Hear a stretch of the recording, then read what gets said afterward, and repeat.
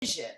So this is kind of a segue to our next week when we talk a vision for Oceanside, where we're going to hear from you. So I have the delight, the pleasure, the privilege to welcome Chad Bishop. Hi, Chad. Good morning, Kelly. How are you? I'm doing well. Thank you so much for first providing this platform, and second for inviting me to come home, man. It's an honor to be here and to talk about such an important subject. Yeah. Well, I'm glad you're joining us. So one of the things we were asking all of our artist friends is if they've been affected by suicide and touched by it, to share a story. And I just wanted to ask you, have you personally been affected by this?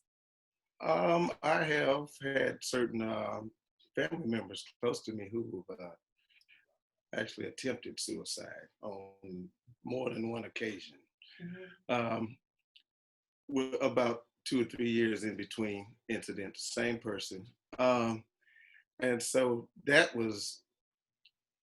it was a person whose personality is normally bubbly and bright, and you would, from the outside, you might not be able to tell that there was really anything that serious going on. That person so far has sought therapy and been moved into an environment where there's much more of a support system. She was kind of out on her own for a little while, and I guess life got a little rough, and there was some things that she was, just having issues with. And I think once she got around a loving and supporting support system, and once she got into therapy, she seems to be doing a lot better, which we're all blessed. And another incident was a friend of mine who actually did lose someone to suicide, say about 3 or 4 years ago, and knowing that person has been instrumental in my life, because she's finding ways to try to rebuild her life and living with certain guilt, or living with certain why wasn't I there, or why didn't this happen? What could I have done more? So her journey is interesting to follow too, as she tries to piece her life. She and her family try to piece their lives back together after losing a loved one. Have they been able to get the support they need? It's very timely with the walk in remembrance. It's for obviously in remembrance of those who have died by suicide, but the survivors of someone who has died by suicide, the members that you're speaking of who've been affected, have they been able to go to counseling, or do you know? Well, that's a good question. I need to ask her that. I'm not sure if she went to counseling, but I do know that she has a loving family and they have a little child. And I think that she's been able to probably transfer some of that energy into having to be there for her son, and I'm not sure if he's old enough to even realize what happened to his aunt. He's about 4, 5. Uh-huh. I think, to answer your question, I'm not sure if she went to therapy, but I know that she has figured out a way to be positive around him, and to always to try to transfer some of that energy that maybe she would spend a lot of time thinking about the negative situation. I think she's found something positive to at least to transfer some of that energy to. And she has a loving husband who's there as well. I think it's, I don't want to make any assumptions of what race the people are that you're speaking of, but I will say that one of my, before COVID hit, there was a project I was working on that was dealing with behavioral health. So this is a subject that's very dear to my heart anyway. And in that project, it was exploring the Black community's I don't know if it's so much reluctance, but there's such a stigma attached in the Black community about seeking this behavioral health service. And because many of us, certainly in my case, I come from a family that believes in God and going to church, and that is very helpful. Believe me, if I didn't have my faith, I would really, I wouldn't be running for office. How, you know, However, it is important for us as a community to understand that sometimes it's okay to ask for help. And especially I see it in the older generation, and even my generation. There's this stigma that's attached to that. You're from the South, and I just can you maybe share a little bit of that? Well, just like you, I'm from the South, and I grew up in church, and we figured we could pray everything away. All you gotta do is pray it away, pray it away. But they also say that if you take one step forward, God will pick up the next step for you. So sometimes we get in. I don't know if it's a pride thing or if it was something that was conditioned way back during slavery and times like that, where we just had so much on us that we just figured out we can handle it. We can pray and handle it. And as the year, and I guess as time evolved, the stresses became, I guess, a little different than they were in slavery. But we were just so conditioned to pray things away, and we don't want people calling us crazy. So we hold a lot in, and sometimes these conditions that we deal with manifest themselves in unhealthy ways, like medical conditions, alcoholism, drug addiction, things of that nature. Yeah, we do. There is a tendency to turn it over to unhealthy ways. And then as much as people think that generalized Black people, oh, we're so faith-based, many of us aren't. Some of us do not believe or subscribe to a particular faith, or we're not necessarily Christian. And I feel that the one thing that behavioral health services does provide is an opportunity to go and get a behavioral health specialist, a professional, to address that. And certainly with things like a walk in remembrance of with Hope and their campaign, no judgment. You get a chance to listen to speakers. Venus, if you can go ahead and put on the hotline for Suicide Lifeline there, and some of the tags to Stan's group and the Facebook groups that are going on. This would be a good moment to do that. So moving forward on some of the solutions, music.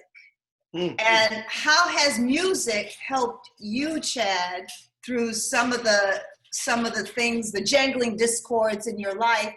And I just want to say, I found out last night that Chad Bishop has only been doing this professionally, there's a difference, professionally for the last 6 years.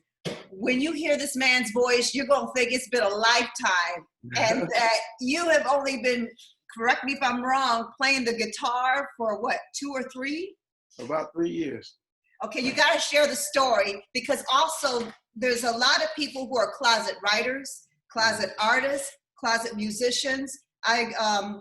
I was born in California, but I was raised in Ann Arbor, Michigan, and so a lot of my business took me into Detroit, and because that's the big city. Oh, the city.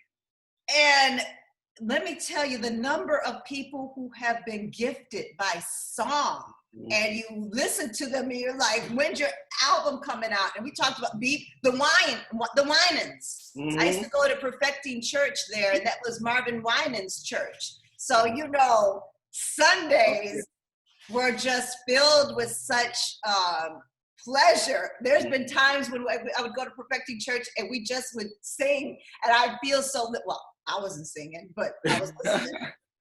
You got the So, hidden talent in there. so I want to know if you can share a little bit about how music has lifted you. Woo! Man, we could be here all day on that one. I tell you, I was not a child who was uh, in choir or in chorus or anything like that. I didn't really, I would mess around. I had some friends in high school that got on the radio, and I would mess around with them and try to get in their group. But I wasn't really serious. And when I went to college, I was a big Eddie Murphy fan. I still am. And he had a skit called Singers, where he imitated about 4 or 5 different singers: James Brown, Stevie Wonder, Michael Jackson, Elvis, and a couple of Teddy Pendergrass. So on road trips, I would sing for my teammates just to make them laugh. And then one of my best friends, he said, "Hey man, if you can imitate all those voices, you got a real voice in there somewhere, and you need to do something with it." And he kind of like, he didn't say it in a nice way. He was like messing around. And I was like, I still didn't take it seriously. And then I went to Alabama State University in Montgomery, Alabama. And I ended up in Colorado, in Denver, Colorado, about 5 years later. And one of my partners took me to a studio, and his friend owned the studio in his house. And I heard myself in the headphones for the first time, and it just felt good. So it was like therapeutic right away. So I got the bug. I didn't pursue it still. And then years later, I was out here in Long Beach. I was working a job that I actually kind of liked, but there was something else in there that I felt that it needed to get out. So a friend and I started a karaoke company, and I started going around singing and getting my feet wet in front of people. But my job was 3 to 12, and my nights off were Sunday and Monday, so I could never go. I couldn't see any performances. I couldn't perform on my own. So to make it a little shorter, I went through a couple of life changes, went through a divorce, and said I'm gonna restructure my life. And so I tried to figure out, my grandfather is probably my idol, if you could use that word. He didn't go to college till he was like 55 years old. So at the time I was about 38. So I'm like, you know what? And I knew him as an older man. He had a full life before I knew him. So I said, there's probably gonna be a second act here somewhere, and I need to figure out what I want that to be. I want that to be music. So music became, I went out and got a day job so I could start performing at night. And a local artist, Shy But Fly, and beautiful queen, took me around to all the spots. And I said, you know what? I got on stage and I just felt like free. I felt like a Muhammad Ali or somebody in there, So I said, you know what? I really like this, and I would like to make a living at this if I can. So my mom sat me down. She said, like, if you're gonna do this, you need to try to make a real business out of this. Don't just be out there singing and trying to be in the clubs and the girls, and you need to make a real business out of this. So about 6 years ago, I was able to leave a job, and let me tell you how this works. I left the job, and then a band called me from a Craigslist ad, and I was in a band that I've been with for the past 6 years. And from there, I started learning guitar and branched off into doing some solo stuff. So that's my journey to this point.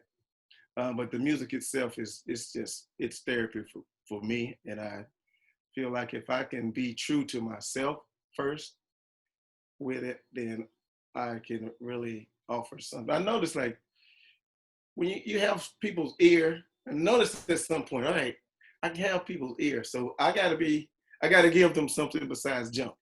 We can have the fun songs, but every now and then you gotta be a little serious. And I guess this is the next stage of trying to find out, how I can be more of a communicator and bring people together through this thing and try to heal a little bit. I want to say that I appreciate your space, and I also appreciate before we. I don't know if we said it on the mashup, or maybe we were talking before we were on the mashup. And shout out to the mashup if you all want some good conversation. Join their. It's a Facebook group as well, right? They can find you all on Facebook. Yep. Yes. Morning mashup. The morning mashup. You were saying that or maybe it was when you were telling me yesterday about your family, that about dreams. And I think with the arts and what I was saying about when you say you had that song in you, you know, I had writing in me, I had things, but you're kind of afraid to put that side of yourself out there because you're afraid. Well, for me, I was afraid of being criticized. And I think it's a very telling story about your grandmother, if you know where I'm going, and your mother, about dreams and you breaking the cycle. Would you mind sharing that? Oh, I wouldn't mind at all. I was talking about maybe something was a generational curse. I guess that's what they call it. Trying to break those chains. My grandmother and my mother both told me that they had things that they wanted to do when they were younger, but the parent suggested they go to another way. My great grandmother was a single mother. So when my grandmother was in high school, she was a big time basketball player, and she had an opportunity to get a scholarship. So at that time, my great grandmother told her, "You need to not go to school. You need to go and work in someone's kitchen so you can take care of yourself." So my grandmother did that for a while, and then at some point, she felt within herself that's not what she wanted to do, and she went to nursing school. So generation later, my mother graduates high school and wants to go to the Air Force.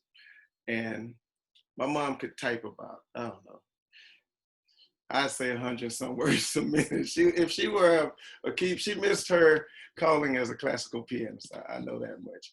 So she was told by her parents that the military is not a place for a woman and that she needs to go to school and do this other thing that she didn't want to do. So my mom's been a nurse now for about 40 years. And I asked her, do you love your job? And her answer to me was, at the time, I just needed a job because I couldn't go to the military, and I made the best of it.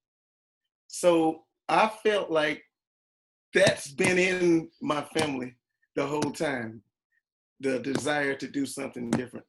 But somebody has to be the one to just break the chain and do it. And I was having a lot of anxiety around that. And in the beginning, had some, some friction with my mom. She was like, "You need to just keep the job and do this." And I just kept picking at it so much. And my dad used to always say, "You're gonna do whatever you want to do anyway." So finally, I guess after she saw that I was not here in California, the most expensive place that I ever lived, after she saw that I could still eat and still keep a roof over my head, I guess she was she became a little bit more supportive, and I'm grateful for that. I certainly can relate as well. I come from a family of, my father is a scientist, an engineer, a physicist. He's a very, very smart, analytical guy. And of course, my family is smart family. So when I decided to change it up and pursue the arts and some of those esoteric, but they were cool with the writing part, but the other stuff, they were like, we don't want our baby girl to starve. So I certainly can relate to them wanting to push education, which is a big focus of this campaign, and certainly my life, how to teach and reach out and do all of that. But yeah, our families, they just don't want the They didn't want the young people to starve. And then you hear the stories Mhm. just like yours. My father talked about how he wanted to be a clarinet player. Mm. Again, you don't hear the stories until after you get to be an adult, because they were really pushing you through to get that education, and they don't want anything that's going to hinder you from getting a job, you know, Mhm. or or your own business. My father was a business owner as well, but it's one of those things that I think it's when you say generational, and you know, we're speaking as Black people, but you know, it could be other, you know, other groups as well that also have that kind of, make sure you feed yourself, do Mhm. not pursue this area. So I want to thank you for sharing that. So if we can, I think it's a good segue that you're going to give us a little music to uplift us today. And we're going to make sure that Chad does have a business. So we are going to ask you to find him on Facebook, and we're going to give you all of the apps and the bells and whistles of how they can reach you. But so Chad Bishop, if you can introduce the song that you're singing, and we're here to listen. Let me ask you a quick question before I sing this song. Is Venus on the screen? Yes, Venus is here. Venus, I apologize. I should have said hello to you and acknowledged you straight off the top. I did not know you were on the screen. I'm so sorry. It's okay. Thank you so much. This song is a song that I want to sing for my friend who did lose her sister. It's a Bill Withers song. It's called Ain't No Sunshine. And we will also say in the chat that no, Chad, we do not have the rights to this music, but we're able to sing it. So thank you. Thank you for that. Ain't no sunshine when she's gone. It's not warm when she's away. Ain't no sunshine when she's gone. She's always gone too long. Anytime she goes away. Wonder this time where she's gone. Wonder if she's gonna stay. Ain't no sunshine when she's gone. She's always gone too long. Anytime she goes away. I know, I know, I know, I know, I know, I know, I know, I know, I know, I know, I know, I know, I know, I know, I know. Well, I better leave y'all thing alone. 'Cause ain't no sunshine, no, when she's gone. Ain't no sunshine when she's gone. Ain't no sunshine when she's gone. Anytime she goes away. Anytime she goes away. Anytime she goes away.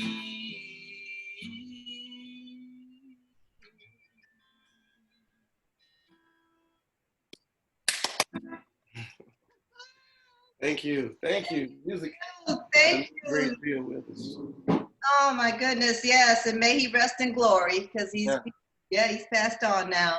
And Chad, I want to thank you. And if you're just catching this, this is in honor of Suicide Prevention Week, and we are encouraging everyone to go to the Walk in Remembrance with Hope. It's going to be a virtual walk held Sunday. If you feel moved to donate to the Walk in Remembrance with Hope for those of us who have been affected by suicide, survivors of family members and friends who died by suicide. And Chad Bishop, I want to thank you for joining us, and I'm so glad that you said yes to your artistic voice.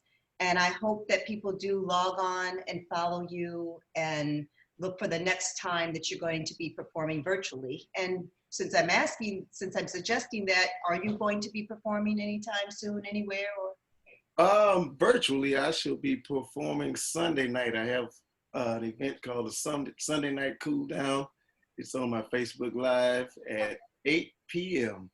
okay, And good. Kelly, thank you for this platform, and thank you for allowing me to come on here and share. And thank you for touching on subject that people really need to open our ears and know more about. Well, thank you. Thank you. Um, And we will say, happy birthday, Chad. You enjoy your birthday.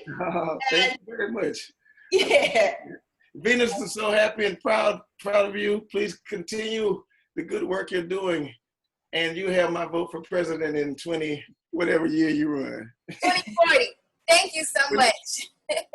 What's the year, Venus? 2040. 2040. All right. Perfect. Okay. Well, thank you, Facebook Live, for joining us on our series here. Be sure to check out Chad on Sunday. Be sure to walk in remembrance with hope. And remember, this is Suicide Prevention Week, and hope is just a step away. Thank you for joining us.